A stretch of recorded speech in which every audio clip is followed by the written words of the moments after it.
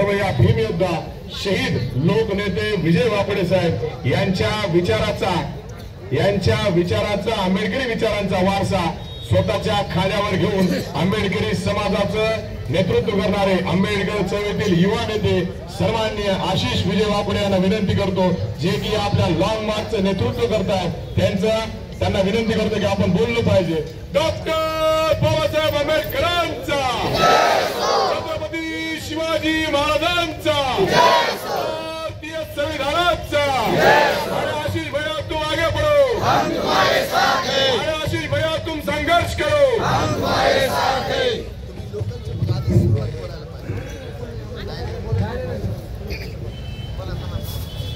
सर्व महापुरुषांना महामातांना सर्वप्रथम मी अभिवादन करतो। 17 तारखेला निघालेला लॉंग मार्च आज आपल्या जिंतूर शहरामध्ये आलेला आहे। या प्रसंगी उपस्थित पूज्यवंते मधुदानंद ठेरो,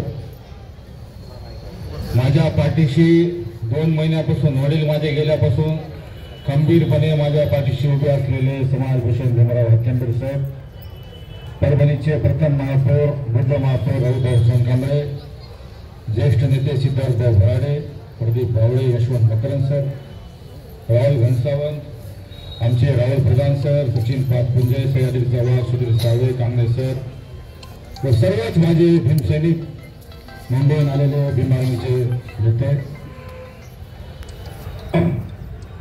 10 तारखेला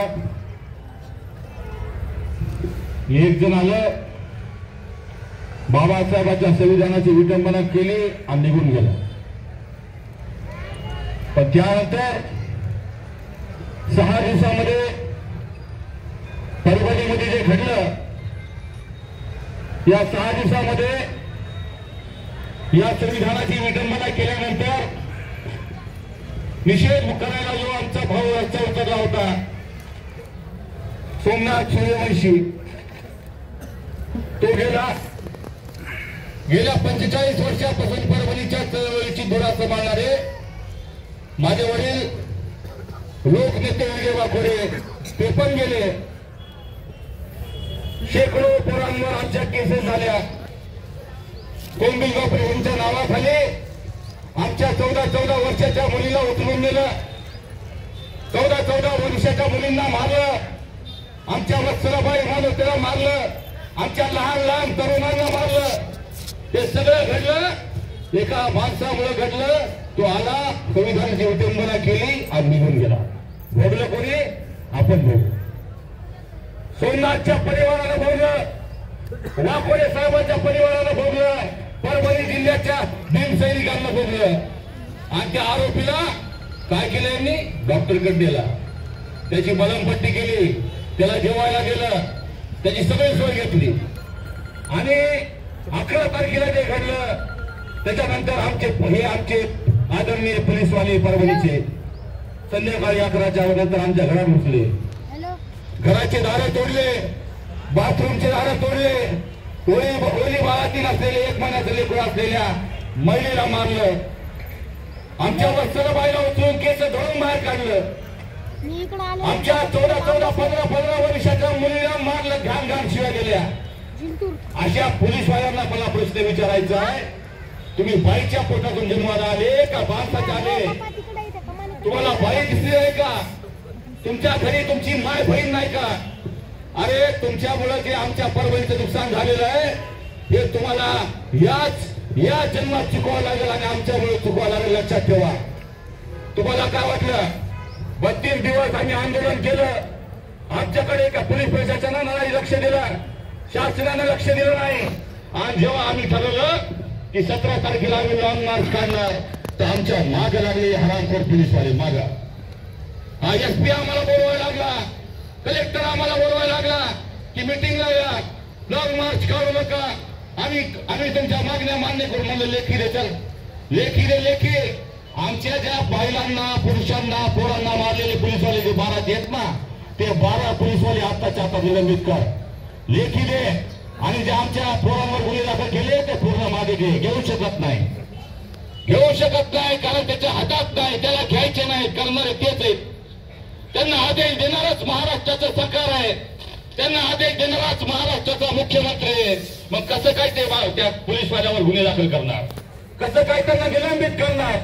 बांधवांनो, हा लॉंग मार्च काढण्याचा एकच विषय आहे. आमच्या जोगेंद्र गवाळे साहेबांनी नामांतरासाठी लॉंग मार्च काढला होता, तो नामांतरासाठी होता. पण हा लॉंग मार्च आपल्या समाजाच्या न्याय हक्कासाठी काढलेला लॉंग मार्च आहे. अतिशय गंभीर परिस्थिती निर्माण झालेली आहे महाराष्ट्रामध्ये. आज एक सोमनाथ गेलाय, उद्या तुमचा जिंतूरचा कोणी सोमनाथ होऊ शकतो, उद्या जिंतूरचा कोणी नेता जाऊ शकतो. आंबेडकर चळवळ संपवण्याचं कारस्थान या महाराष्ट्र सरकारचं चालू आहे. आपल्या संविधानाला संपवण्याचं षडयंत्र या महाराष्ट्रात चालू आहे. म्हणून या भारतात आणण्याचं षडयंत्र चालू आहे. म्हणून पुढच्या भविष्यासाठी, तुमच्या लेकरा बाळासाठी, आपल्या लेकरांच्या लेकरासाठी जर सुरक्षिततेचं वातावरण तयार करायचं असेल तर या लॉंग मार्च मध्ये सामील व्हा. कारण की नंतर जेव्हा 10 वर्षानं तुमचा असा सोमनाथ एखाद्याचा झाला आणि तेव्हा तुम्ही म्हणताल, तेव्हा तुमचं लेकर तुम्हाला विचाराल तुम्ही त्या लॉंग मार्च मध्ये काय गेले नव्हते तेव्हा, जेव्हा सोमनाथ आमचा परमेश्वर गेलता. तुमच्याही घरात एखादा सोमनाथ होऊ शकतो, तुम्हाला हे पोलीसवाले घरातून काढून मारू शकतात. त्याच्यामुळं आता जागे व्हायची गरज आहे बाबांनो. या सरकारला जाब विचारण्याची गरज आहे. आम्हाला न्याय हक्कासाठी 32 दिवस बसावं लागतं. एकही साला हरामखोर अधिकारी आमच्याकडे येत नाही पत्र घेऊन. आणि जेव्हा आम्ही लॉंग मार्च ठरवतो त्यांना वाटतं लॉंग मार्च मध्ये 50-100 जण जातील, टाकली वापस येतील. अरे आम्ही भीमाचे सैनिक आहोत, बाबासाहेबांचं रक्त आमच्या अंगात आहे. आम्ही मुंबई काय दिल्लीला सुद्धा पायाला जाऊ शकतो आणि तुझ्या सारख्याच्या उरावर बसून न्याय घेऊ शकतो. आम्ही कोणाला घाबरणारे लोक नाही. माझे वडील चळवळीतच गेले, आंदोलन करता करता गेले. 11 तारखेला माझे वडील मला हैदराबादला घेऊन जाणार होते फिरायला, परिवाराला घेऊन आमचं जायचं होतं. तिकीट काढले होते, सगळं झालं होतं. 10 तारखेला ते माय घरी आला आणि बाबासाहेबांच्या संविधानाची विटंबना करून गेला, आमचे घर उद्ध्वस्त करून गेला. माझ्या वडिलाचं दुखत होतं या आंदोलनामध्ये, पण परभणी पेटलेली होती. त्यांनी जर दवाखाने ऍडमिट झाले असते तर परभणीचं काय होईल, माझ्या समाजाचं काय होईल ही भावना मनात ठेवून त्यांनी मला सांगितलं नाही. मला श्वासनाचा त्रास व्हायला त्यांनी सांगितलं नाही, माझी छाती दुखायली त्यांनी सांगितलं नाही.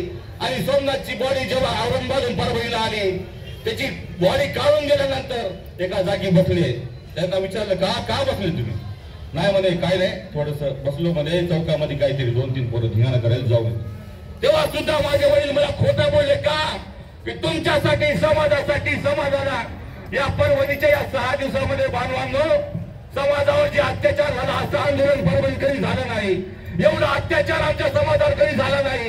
आज जेव्हा माझ्या वडिलांनी बघितलं की मी असताना माझ्या समाजातल्या घरात घुसून आमच्या महिलांना मारत आहेत ते पोलीसवाले, आमच्या लहान मुलांना मारत आहेत पोलीसवाले, सोमनाथचा जीव गेला काय, त्या दिवशी माझ्या वडिलांच्या मनामध्ये की जे बसलं की मी असताना असं कसं होतंय, माझ्या समाजाला का किती अन्याय करायला ते लोक. जे गोष्ट त्यांच्या मनाला लागली आणि ते सोमनाथ गेल्यानंतर एकाच घंट्यानं घरी गेले, बसले. सकाळपासून काहीच खाल्लं नव्हतं. सकाळी 7ला सोमनाथ जेव्हा गेला तेव्हा दवाखान्यात जाऊन बसले, चहा पिऊन गेले होते, दवाखान्यात बसले. माझ्या समोर दुपारी 3 वाजता थोडी खिचडी खाल्ली, 7 गोळ्या खाल्ल्या. 7 सांगितलंच नाही त्यांनी. म्हणजे त्यांनी शेवटच्या श्वासापर्यंत परभणीला शांत ठेवण्याचं काम केलं बांधवांनो. तरी या सरकारनं आम्हाला न्याय दिला नाही. 5 लाख, 10 लाख, 20 लाख आणतो, 1 कोटी जरी आणले तर ते पैसे तुला थुकून देत होते. यावर मला 1 रुपयाची गरज नाही तुझ्या पैशाची. मला आणि सोमनाथच्या परिवाराला न्याय पाहिजे, न्याय. पैसे बिशे देऊ नको. माझा समाज देणारा. माझे वडील एका व्हिडिओ मध्ये म्हणले होते, तुम्ही बघितलं असेल की लोक त्याच्यात एकाने प्रश्न विचारला, वापरे साहेब तुम्हाला समाजाने अनेक वेळेस तुम्हाला इलेक्शन मध्ये वगैरे काय केलं असेल असं म्हणले. साहेब म्हणले जाऊ दे म्हणले, त्याचा काही विषय नाही. शेवटी समाज माझ्यासोबत आहे म्हणले. मी काहीच केलं नाही म्हणले, पण समाजाने मला कधी उपाशी मरू दिलं नाही. हा माझा समाज आहे आणि तो समाज घेऊन आज मी मुंबईच्या दिशेने निघालेला बांधवांनो. माझ्या मायबावल्यांना, माझ्या भावांना, माझ्या सर्व आदर्श व्यक्ती सर्वांना माझी विनंती आहे की माझ्या पाठीशी खंबीरपणे उभा राहा.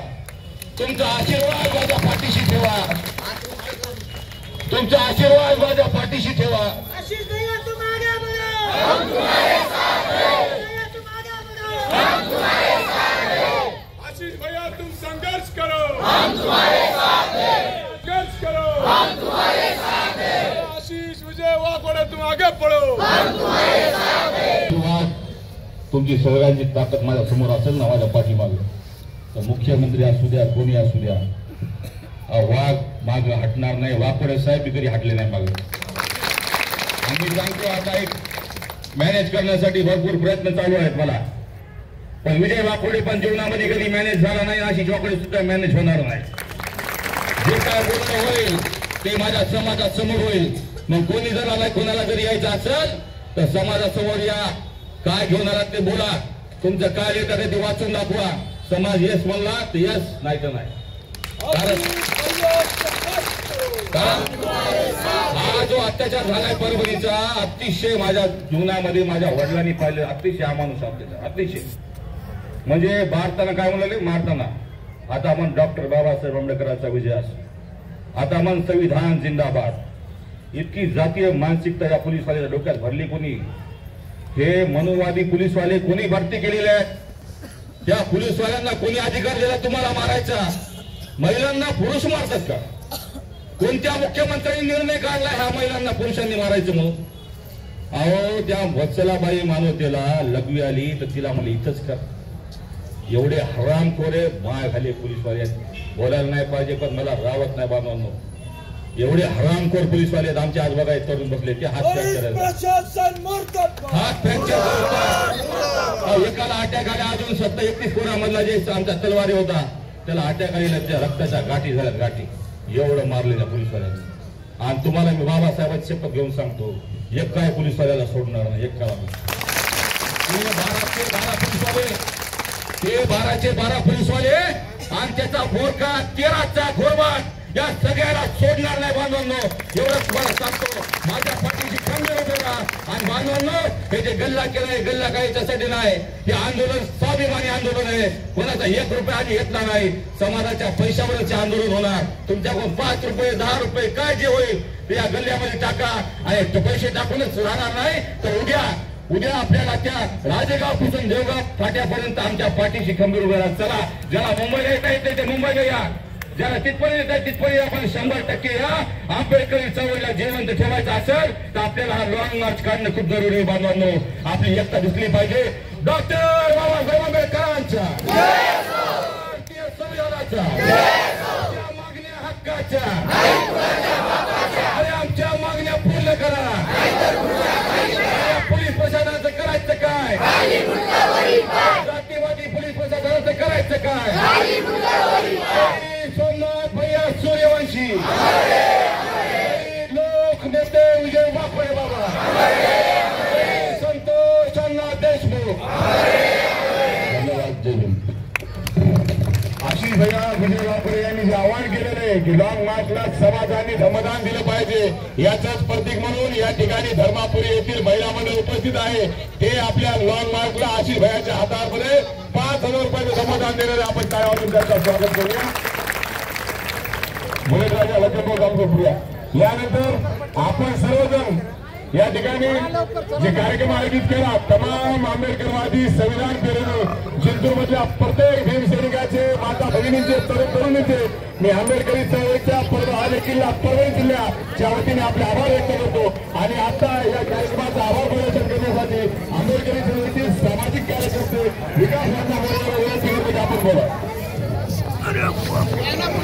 सर्वांना विनंती आहे,